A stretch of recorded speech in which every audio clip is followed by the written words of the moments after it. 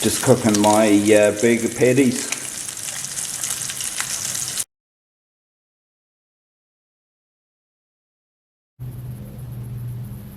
Yeah, so I'm back on Quail Island. I'm doing something different tonight. I'm actually staying in the hut on the island overnight.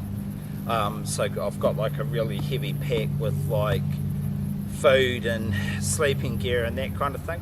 Yeah. So I'll head round to the hut and then I think I'll go for a walk first and then come back to the hut later in the afternoon when all the people have left the island, and then I'll be able to like find my spot and like get all set up. So there's Otamahua Hut. That's where I'm staying tonight.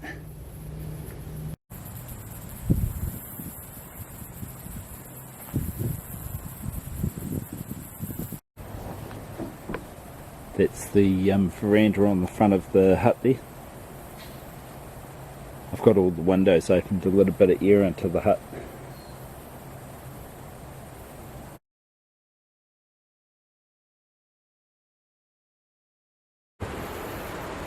Just having a soup, pre-dinner soup. It's about 4:10 in the afternoon. Yeah, all the people have left the island, I think. Yeah, so I'll probably make dinner about 6. Like I say, I'll go for a wee walk and then I'll make dinner about 6 o'clock. My soup here is Maggi instant soap, but it's like 2 packets of instant soup in my cup. I've taken to doing a packet of the spring vegetable and a packet of the chicken noodle, and it's really nice. Yeah, they taste really nice when you mix them together. Wee bit saltier as well. Back at the hut, just sitting outside to cool down a wee bit. I'll go in and think about making dinner soon. Must be getting close to 6. Just cooking my burger patties.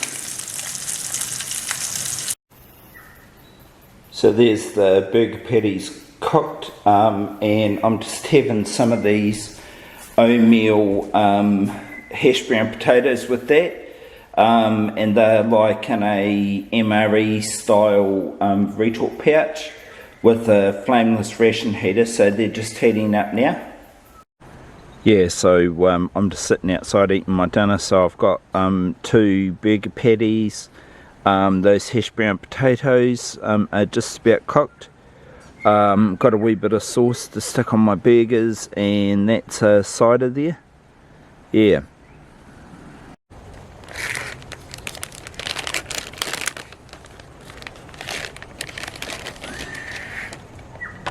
See how hot those things get.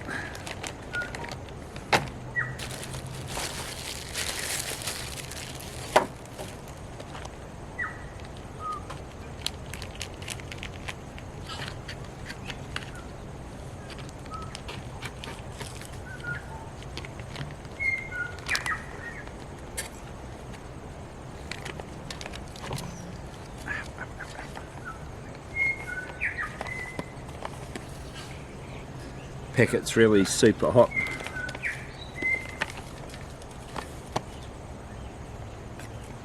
Lots of birds around here.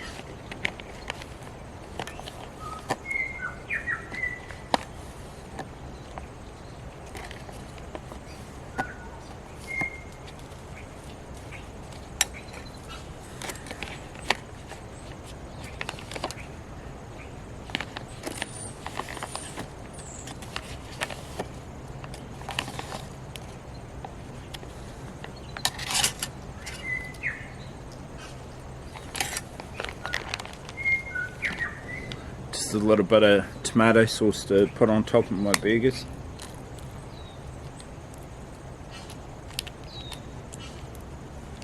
Oh yeah, that's good.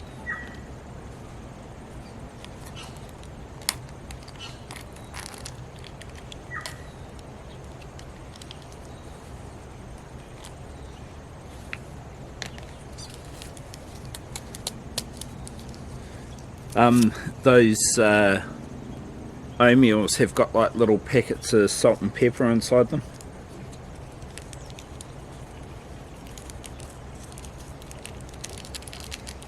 There's a whole variety of different entrees. I've done a vlog about them before. I need to do a new one and look at the whole range and like work through them. Yeah, they're really good.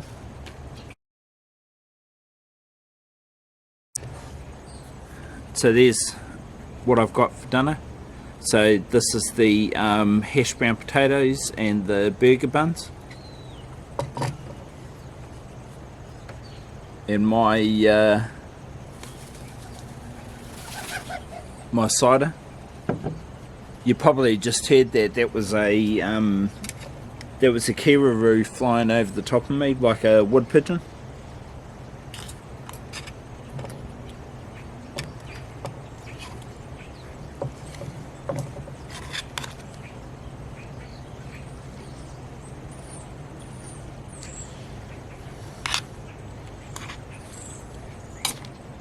Yeah, that's good.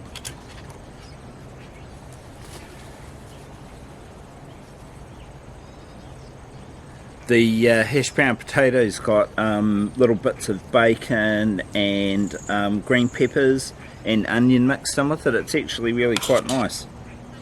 I usually have it as a breakfast item.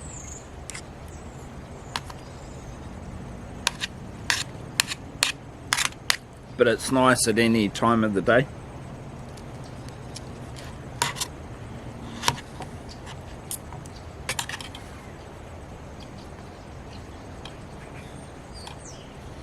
I was going to bring some burger buns or some rolls for my hamburgers, but in the end I decided not to worry about it.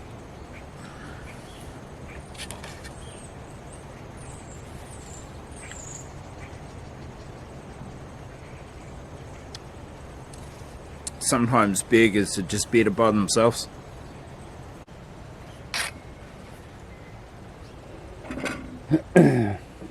There's my dinner view, looking down to Lyttleton. I'll be able to see all the lights later when the lights go on. Try to take a photo, but my camera's not very good in low light.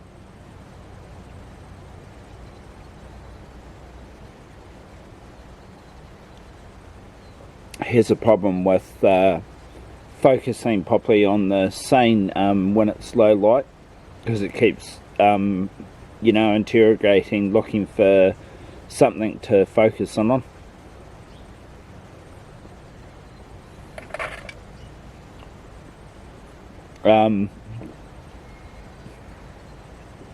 M50 cameras are notorious for that.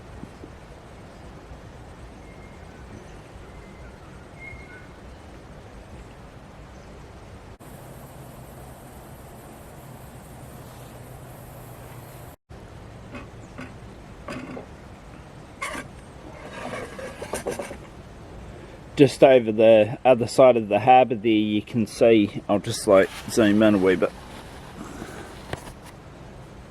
you can see the tank farm. That's like all the petrochemicals and oil, petrol, diesel, that kind of thing. And then there's like some pipelines that go up over the hills. They go over the hills and then come back down in the Heathcote Valley. Yeah. There's a dock over there where smaller oil tankers can come in and drop off products.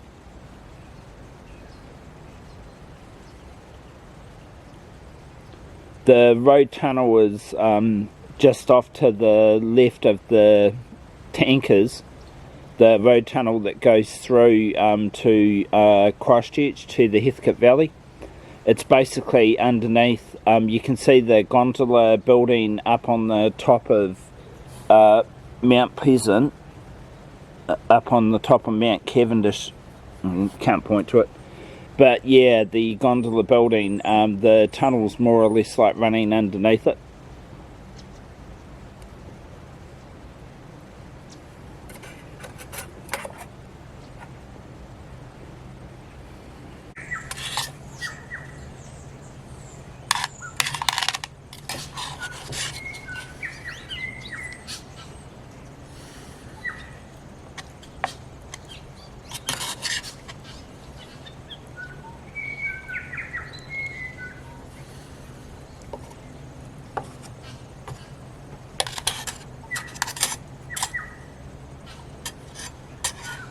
like bringing real food with me, but I don't do it often. It's just the weight of it is just so much more, and it's complicated as well. Like if you bring meat, how do you keep the meat cold? You know, you can freeze stuff and stick it into a bag and then wrap it up in paper, and like normally it's still cold, or like mostly defrosted by the time you get to a hut.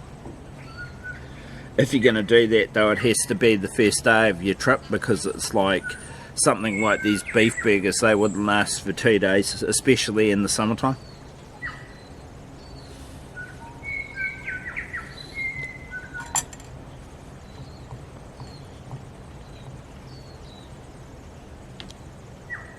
Some people bring like little freezer bags with them and they put all their food in it. You could certainly do it here. You know, you could bring a chili bin with you over on the ferry, like a wee chili bin with some slicker packs in it. If you kept the lid shut, that would probably stay cold for a day or two.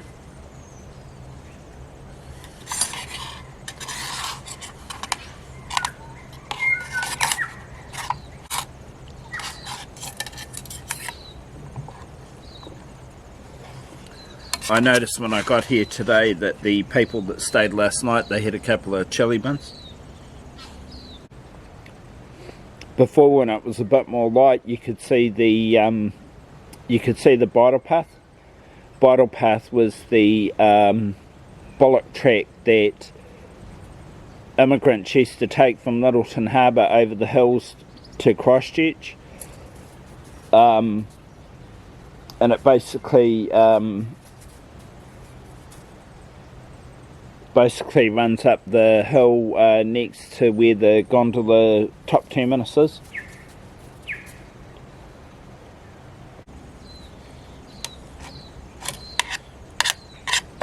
Yeah, normally I just eat freeze-dried meals. Freeze-dried meals are okay if you're only eating them for a few days. If you were doing like a long trail like the Te Araroa, then that would be no good for you.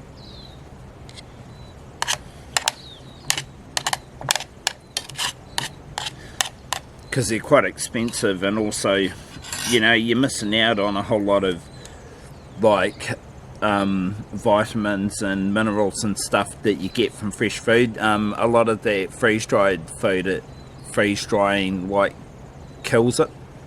Basically takes a lot of the taste away.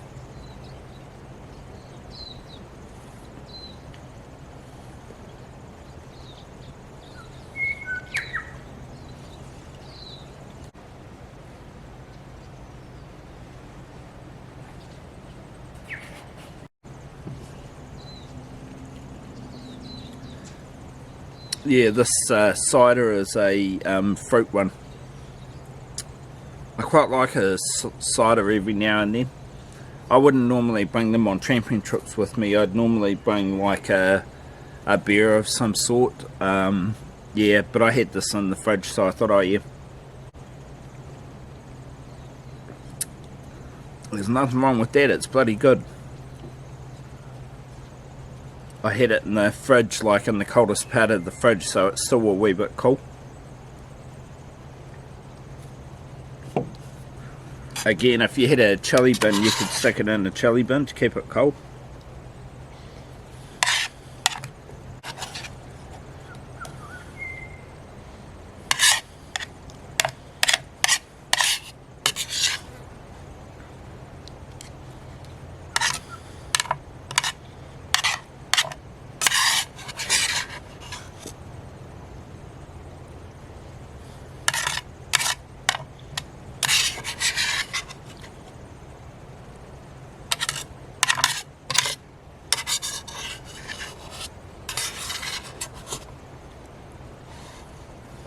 That's really good, that stuff.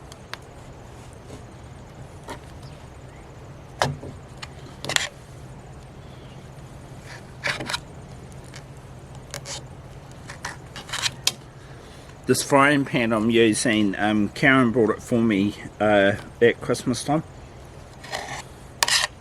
It's just a cheaper Macpac frying pan. It is non-stick. Those burgers, there's a wee bit of burnt meat on the bottom of the thing, but it should come out when I clean it. Yeah, we'll just have to see.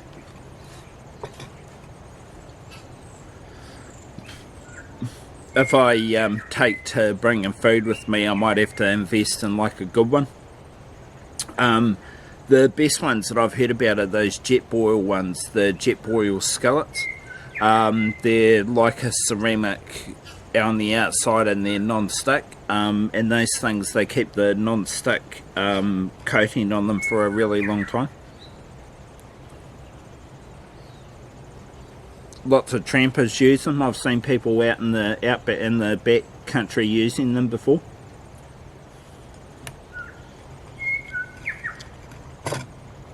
Yeah, they're quite expensive in New Zealand though. They're like about $140, I think.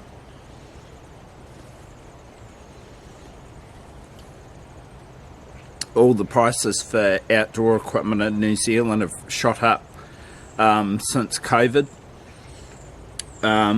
You know, for example, like I've got a MSR wind burner stove system, and when it was bought originally it was about $250, but they actually cost $500 now, so crazy prices.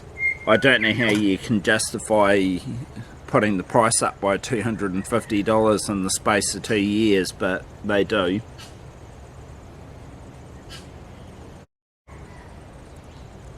That call that you can hear in the background is the California quail. There's a pile of them up here. They're all running around in the bushes. Not sure what that is. That's probably a bellbird, I would think, up the tree behind me there somewhere. Lots of native birds over here. Yeah, so you can see there's a bit of burnt meat on the bottom of the frying pan. I'll see how hard that is to get off without scratching the hell out of the pan.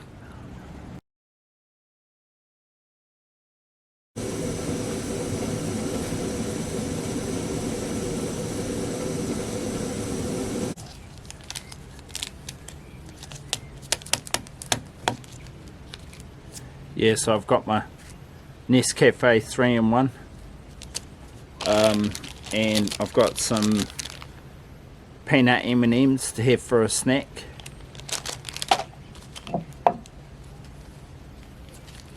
I prefer using these 3-in-1 coffees because then I don't have to worry about carrying sugar or milk or something to whiten it with.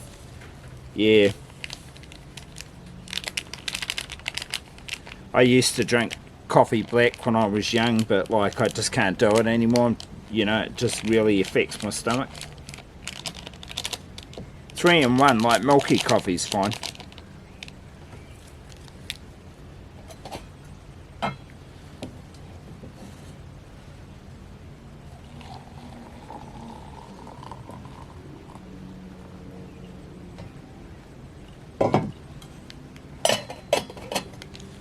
Yeah, so these 3-in-1 packets, they tend to have either whitener in them or light milk, full cream milk. Paul Mesner trick. Stirring your coffee with the packet. Paul Mesner is one of the vloggers that I like. He's from the UK. Yeah, you should look up his channel. He goes wild camping over in the UK. And a bit of hiking, but it's mostly wild camping. Yeah, his videos are really good. Does lots of gear reviews and tent reviews as well.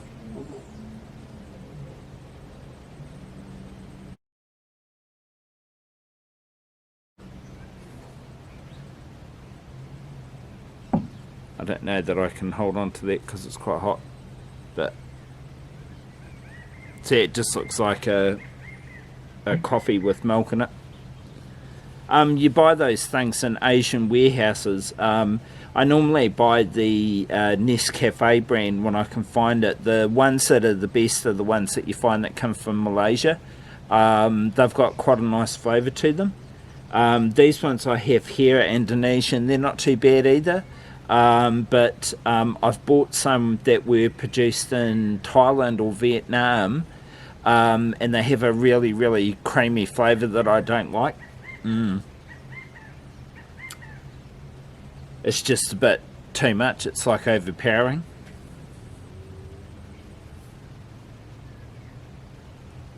Sunday night, all the people over in Christchurch and Lyttleton over there will be getting ready for the start of the work week.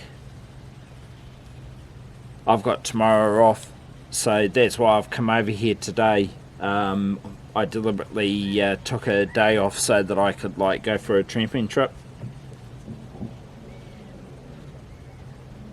It's been a bit of a problem the last month. The weather patterns have settled into one where during the week the weather's really, really nice. Like, you get all these days where it's like 26, 27 degrees, and then Saturday, Sunday, Monday it's normally raining. Yeah, so it's hard to... It'd be good if I had Tuesday, Wednesday off in the middle of the week. I could go for a trip. Yeah, that's why I thought I'd go walk the St James. The St James is like a 4 to 5 day trip up near Lewis Pass, and all of the big rivers have got bridges over them, so you know you can get over the bridges. Yeah, I had to change the battery. The battery ran out. Yeah, so I'm going to walk the St James over 5 days. The last time I did it was back in 2016, and I walked it over 4 days, and it was okay. You can do it in 4 days, but you have a really big day. I walked from Ada Hut round to Ann Hut, and that was like a 7 or 8 hour walk. It's about 24 kilometres. It was too far. I shouldn't have done it. I should have just... There's a hut in between, there's a hut in between that's about 3 hours away from Ada Hut, Christopher Hut. And when I did it, I got there because I started walking early in the morning. I got there at 11 in the morning, and I just was like, I might as well just keep walking because it was 11. You know, I was going to stop there for the night, but I just, in the event, I just ate my lunch and then I kept walking. Yeah, but it was just too far. It might have been the day as well. I mean, I have walked 24, 25 Ks before, but, you know, it was really, really hot that day. It was about 30 degrees. It was February, the second week of February. Yeah. So I'm going to do it over 5 days this time. So what I'm thinking to do is I'm thinking to stop at Ada Hut, Christopher Hut, Ann Hut, and Boyle Flat.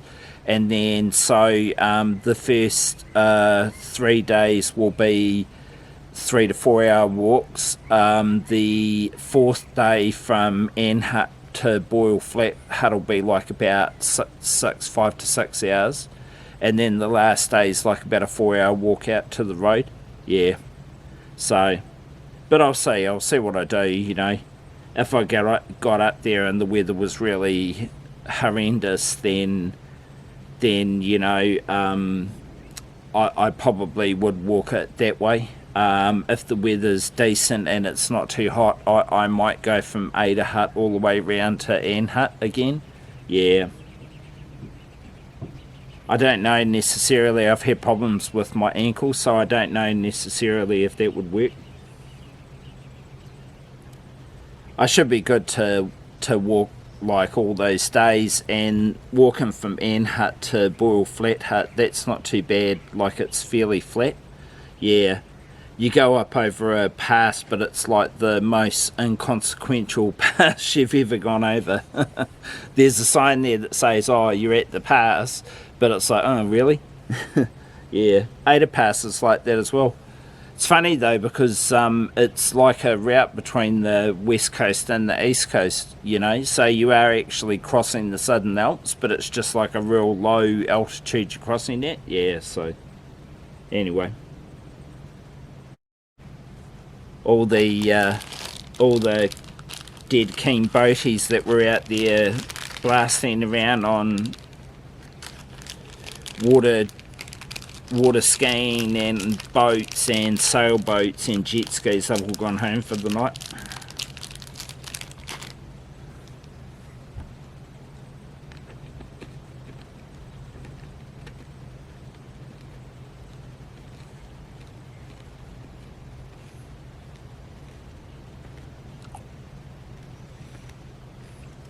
I'm pretty sure I'm going to be here by myself tonight.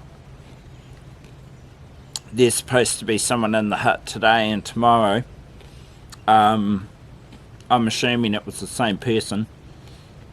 They haven't shown up.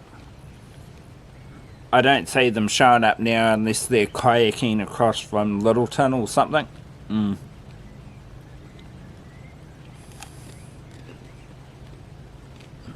Yeah. The last boat back to Lyttleton is at 3:30, so it comes over at 3:15 and goes back at 3:30. And then normally, once that boat goes back, the only people you'll see on the island are people that are staying here for the night.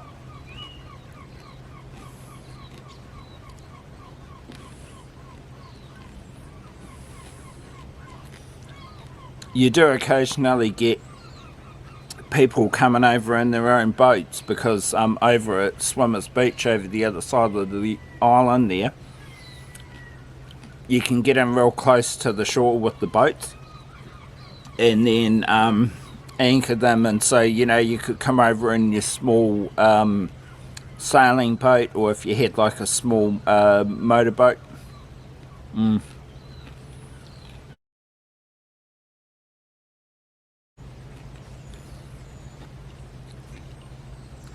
Just going to read my Kindle. I've got about 20 books downloaded on here. What I quite like about it is I've got some short stories. Much easier to read short stories than to read like a whole book. Be dark in about probably maybe 40 minutes to an hour. I figure it's probably around about 6:30, 7 o'clock. If you were staying on the island overnight and you had a good head torch, you could actually go for a walk around the island at night time. The path's really wide, like as you would have seen before when I was walking, the paths are real wide. So that's the main path going around, heading around to Shipwreck Bay where all those old ship hulks are.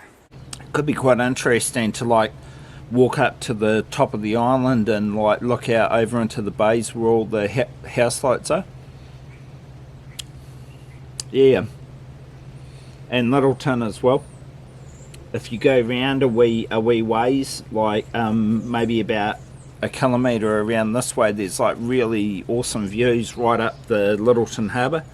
And so you'd be able to see all of the lights and any ships that were coming in and that kind of thing. There's a seat and a picnic table up there. You could actually sit at the picnic table and, you know, in the dark, and then walk back afterwards. Yeah, could be quite interesting. I don't know that I would do that when I'm here by myself though, because if something happened, like, you know, it'd be tomorrow before anybody knew that I'd like fallen over or hurt myself or whatever. So definitely if you were here with like other people, yeah, you should think about doing it. I probably would. Like if Karen was here, we'd probably go for a night walk.